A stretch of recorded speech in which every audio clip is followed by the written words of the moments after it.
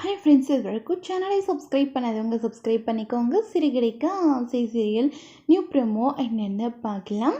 கிறிஷோட ஸ்கூல்லேருந்து மேனேஜ்மெண்ட்டில் வர சொல்கிறாங்க முத்துவையும் மீனாவையும். அப்போ 2 பேருமே கிளம்பி போகிறாங்க.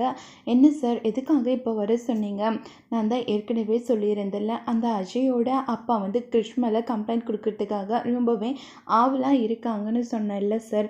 அதே மாதிரி அவங்க இப்போ போலீஸை வேற கூட்டிகிட்டு வந்துட்டாங்க. இப்போ மட்டும் கிறிஷ் வந்து அவங்க கண்ணில் பட்டா அவ்வளோதான்.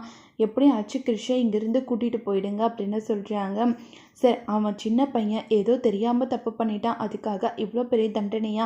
இல்லை, அவங்க சீர்திருத்தும் பள்ளியில் சேர்த்தணுன்னு அந்த அஜயோட அப்பா வேறு ரொம்பவே பிடிவாதமாக இருக்கார். அவர் வேறு ரொம்ப பெரிய ஆளாம் அப்படின்னு சொல்லிட்டு இருக்காங்க. அதெல்லாம் கேட்ட உடனே முத்து வந்து ரொம்பவே ஃபீல் பண்ணுறாங்க. மீனா, நீ உடனே கிறிஷை கூட்டிகிட்டு வீட்டுக்கு கிளம்பு, நான் பார்த்துக்கிறேன், நான் அவர்கிட்ட நேரில் போய் பேசுகிறேன் அப்படின்றாங்க. அவங்க அப்பா இங்கே வரல, போலீஸ் தான் வந்திருக்காங்க, அவங்கக்கிட்டே நான் பேசுகிறேன் சார் அப்படின்றாங்க. அதுக்கப்புறம் அந்த இன்ஸ்பெக்டர் எல்லாருமே வராங்க. சார், ஏதோ தெரியாமல் சின்ன பையன் தப்பு பண்ணிட்டான், அதுக்காக இவ்வளோ பெரிய தண்டனை வேணாம் சார், அதை அனுபவிச்சவங்களுக்கு தான் தெரியும் அந்த தண்டனை எவ்வளோ பெரிய கஷ்டம்னுட்டு அப்படின்றாங்க.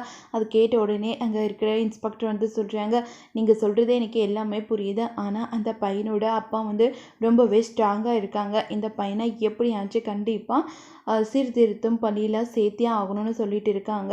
அந்த பையனுக்கு வேற அடிபட்டு ரத்தம் வேற வந்திருக்கு, அதனால தான் இவ்வளோ பெரிய பிரச்சனையாக இருக்குது அப்படின்றாங்க. சார், உங்ககிட்ட நான் கையெழுத்து கேட்குறேன், யார்கிட்டையும் இப்படி நான் கெஞ்சினது கூட இல்லை, தயவு செஞ்சு அவனை விட்டுடுங்க சார் அப்படின்றாங்க. சரிங்க சார், இன்றைக்கி ஒரு நாள் வேணும்னா நீங்கள் ஒரு டைம் எடுத்துக்கோங்க, அந்த பையனோட அப்பா கிட்டே போயிட்டு பேசி சமாதானப்படுத்துங்க, அதுக்கப்புறம் வேணும்னா நம்ம பார்க்கலாம் அப்படின்னு சொல்கிறாங்க. இது போதும் சார், நான் எப்படியாச்சும் அந்த அஜயோட அப்பா கிட்ட பேசி இந்த பிரச்சனையை இப்படியே சால்வ் பண்ண சொல்கிறேன் அப்படின்றாங்க. அது கேட்ட உடனே ரொம்பவே ஷாக்காகி இருக்காங்க மீனா எல்லாருமே. அதுக்கப்புறம் ரோகிணியும் ரொம்பவே டென்ஷனாக இருக்காங்க. இதோட இந்த ப்ரோமோ முடியுது.